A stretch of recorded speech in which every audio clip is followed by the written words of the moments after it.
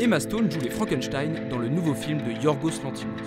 Une fois de plus, l'actrice sort des sentiers battus et montre au public un nouveau visage.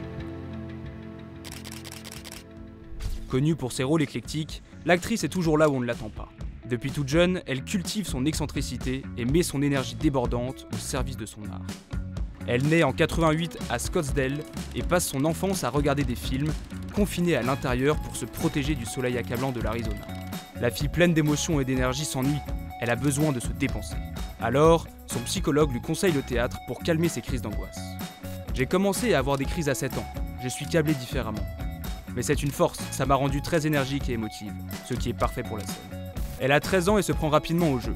Sur les planches, elle se sent vivante. Elle commence à rêver sérieusement du métier d'acteur, et à 15 ans, elle convainc ses parents d'emménager à Hollywood.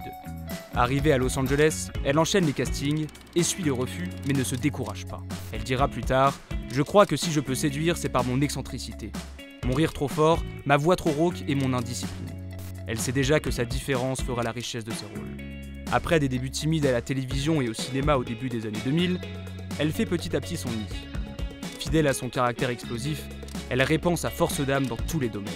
Elle est musicienne dans la comédie The Rocker, tueuse de zombies dans Bienvenue à Zombieland, puis muse dans la comédie dramatique Pepperman avec Ryan Reynolds. Elle obtient son premier grand rôle en 2010 dans Easy A, où elle joue les adolescentes rebelles en quête de popularité. Elle poursuit alors dans la comédie romantique avec Crazy Stupid Love avec Steve Carell et Ryan Gosling. Déjà lassée de jouer les amourettes, elle change de registre pour le drame La couleur des sentiments.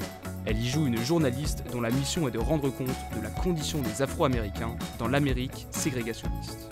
Excellente dans tous les rôles, elle se fait remarquer par des grosses productions. Elle décide alors de s'essayer au blockbuster en 2012 et rejoint la franchise Spider-Man aux côtés d'Andrew Garfield.